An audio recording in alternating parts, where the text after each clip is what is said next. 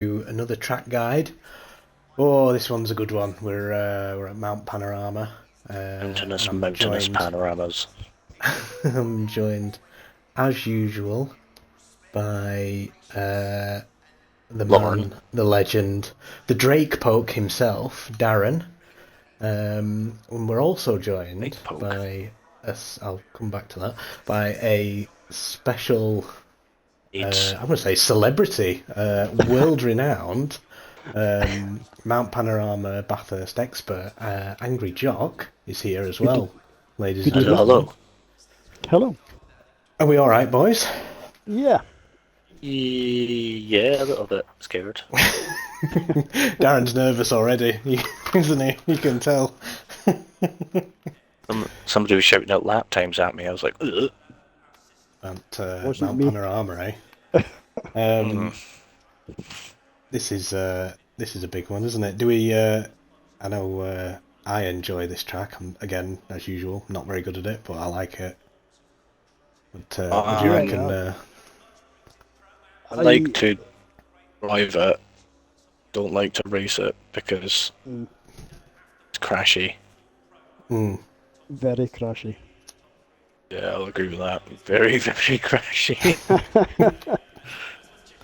Speaking of Tiny. crashes, this circuit, 16 deaths over the years from competitors. 2 spectators have died.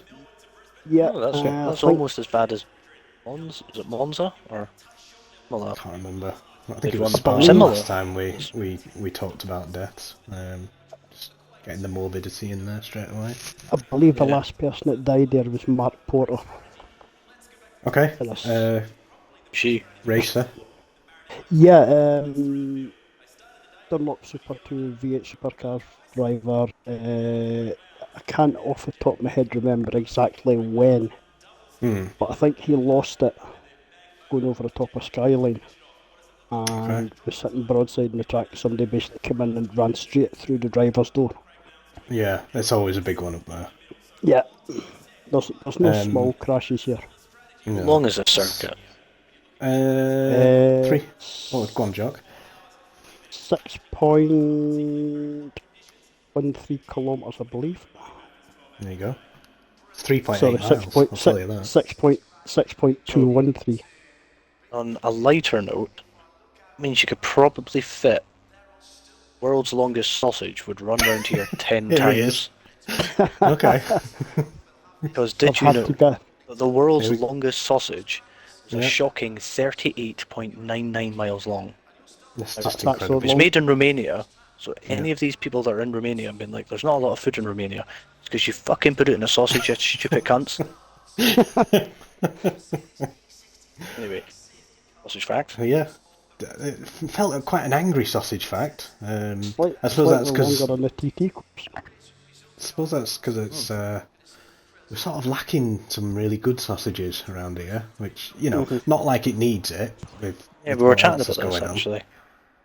Um, No sausage curbs at Bathurst. Maybe it's just because they're on yeah, the other side of the world and they're like, we don't need these. yeah, true. There's certainly higher curbs, but definitely not on the scale of a sausage curb. Put it that Yeah, way. I've got. Speaking of elevation, see that seamless link. God. It's about 170, 175 meters from the top to the bottom. This racetrack 100, in terms of elevation. 174 metres There you go. to be So I exact. looked up. Oh, this is great. This things that will fit inside the elevation of Mount Panorama. You ready for this? Great Oh, Pyramid here of we go. Giza, Blackpool Tower, Singapore Flyer. That's 165 meters. Washington Monument, just under 170 meters. St Paul's Cathedral, 174 meters. Oh. Obviously not altogether, but because then they'd be too Only tall. one But of these landmarks I've ever seen is Blackpool Tower. Just yeah, imagine looking up Blackpool Tower. It's like a really it's poverty version of the Eiffel Tower, isn't it? Yeah, yeah. I mean, yeah. Uh, there you go. Definitely been. Good factage. So, Yes. set up for this one, Yes. Darren. What the hell are you doing for setup, Randy? Yeah. Yes. It's all about the stability over the top and the high speed down the bottom. The two things that just don't go together. Yeah, exactly. It's a tricky one. What I have done is kind of taken a different approach.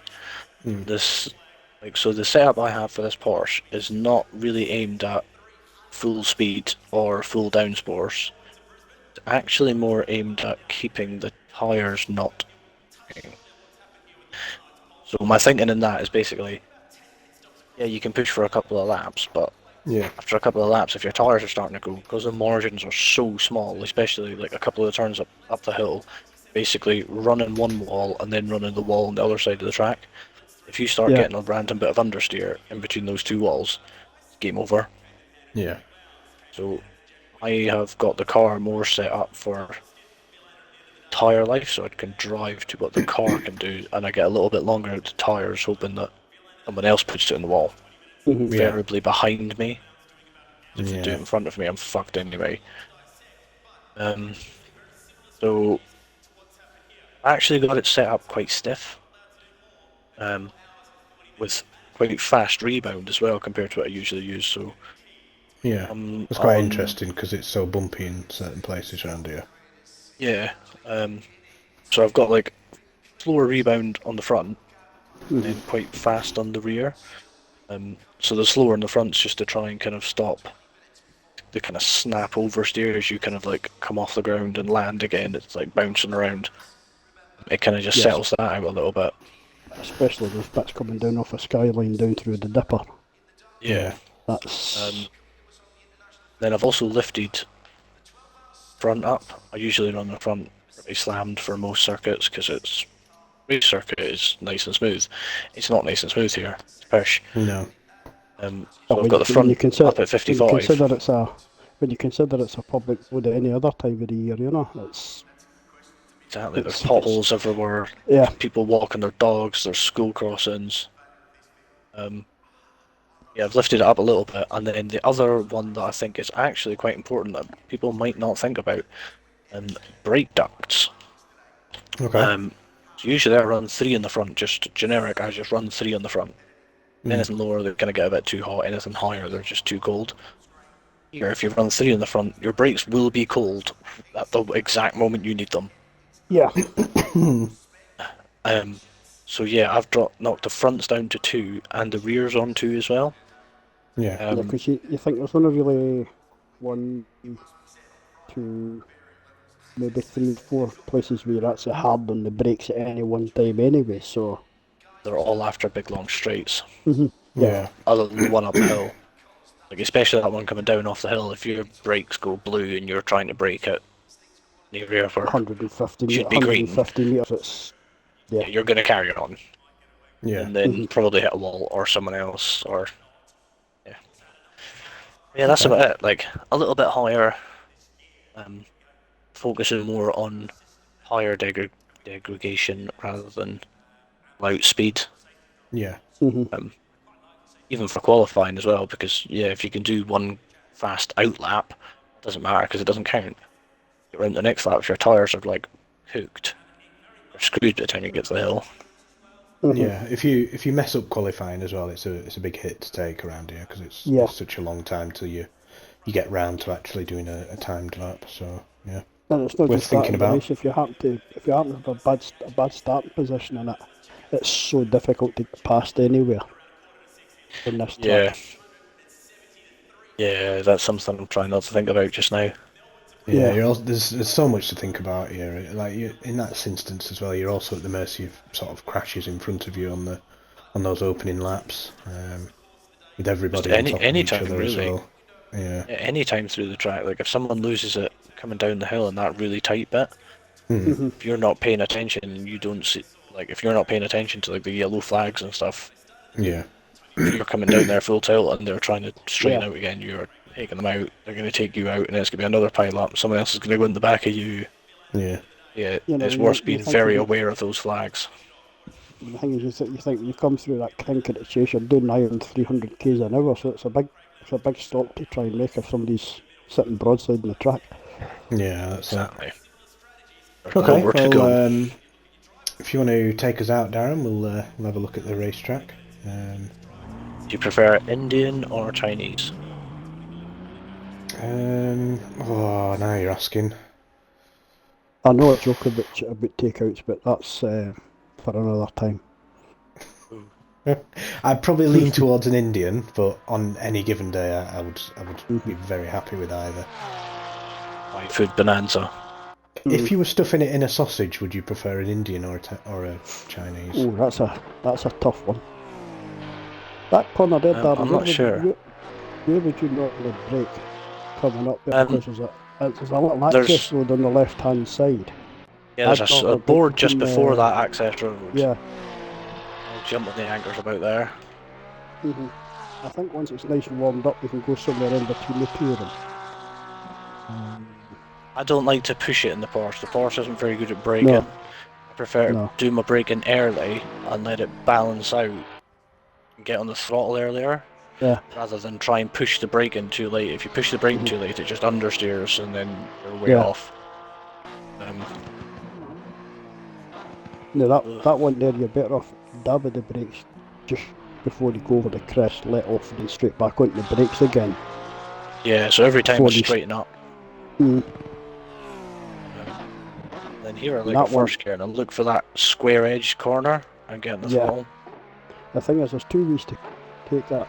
Either stick to the inside, lose your speed and defend, or you let it run out wide and you attack. If you go too wide, track attacks you.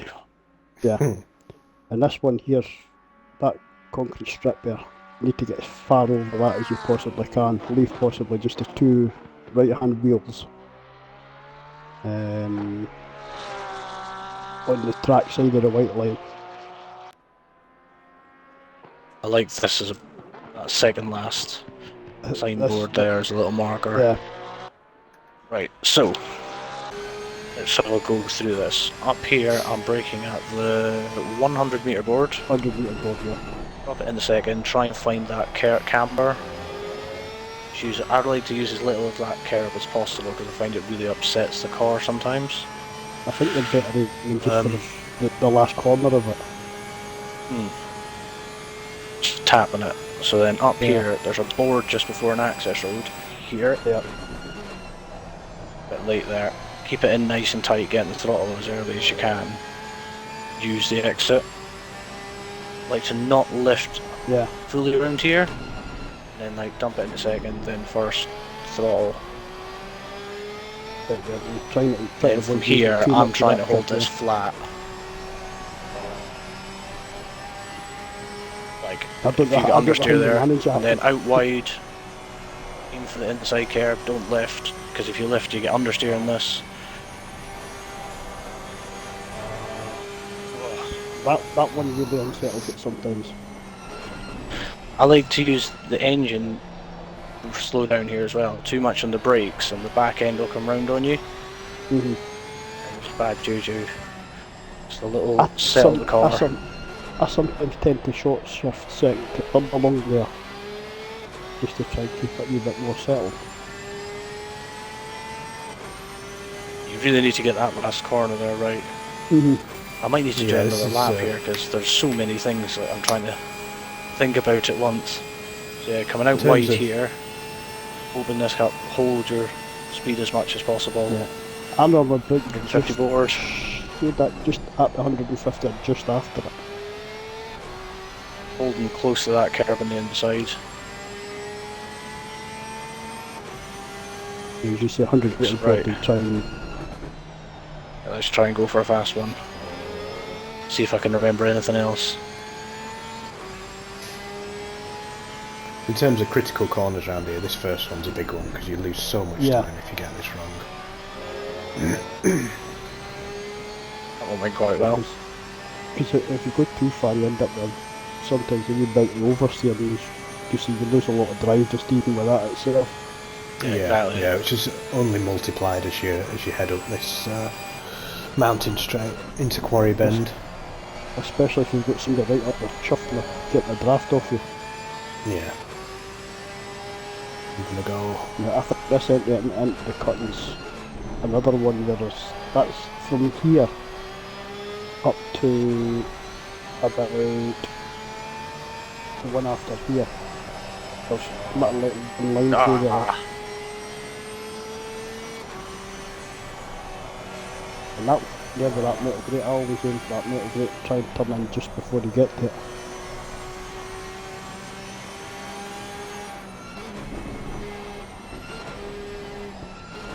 Find holding a bit of throttle down there and the brakes helps keep the back end in check.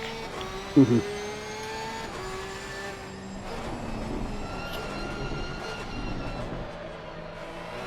So I sometimes try and square that corner off as much as I possibly can, but it depends how you want to drive it, whether you're going for out speed or if you're just going for a consistent lap.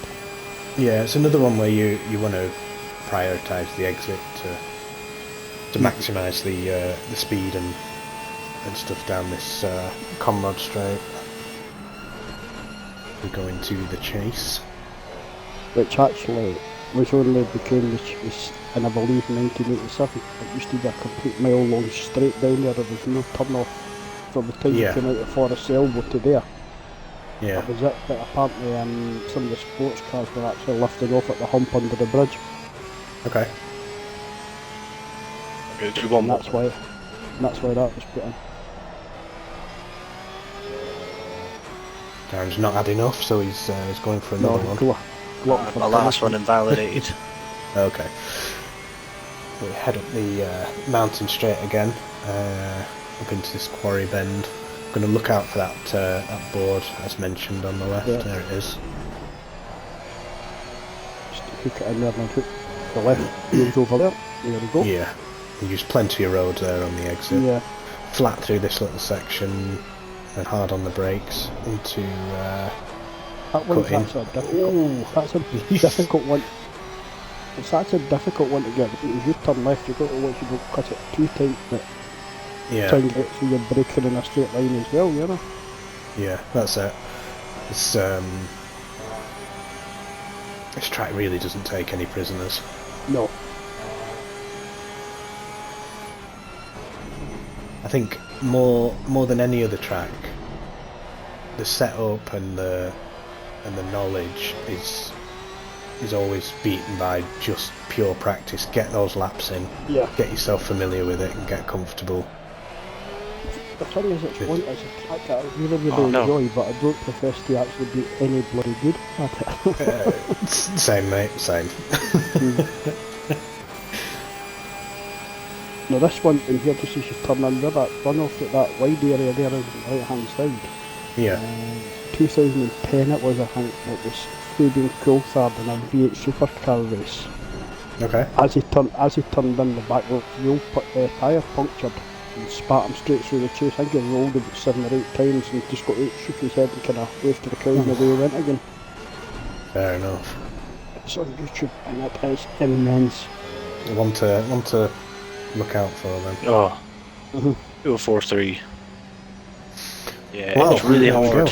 It's really hard to chat and concentrate at the same time here. The bottom half's fine. As soon as I get up the top, I'm just like, alright, shut up now. That's alright. Yeah, that was Mount Panorama. Yeah. Thank you, Jock, and no worries. And Darren. Before you go though, fuel's going to be an interesting one here. Obviously, if you use loads of fuel at the start, you're going to struggle in the uphill sections. You're going to lose quite a lot of time in the uphill sections. Yeah. So say if you put like, it's 800 pounds worth of fuel in, that would be equal to the weight of the world's largest Cumberland sausage. And on that incredible sausage fact, I've got one more. Time to say, no, you're not having it. It's time to say thanks very much. My Boko's from Japan and it's a fish sausage. You got it in anyway. See ya.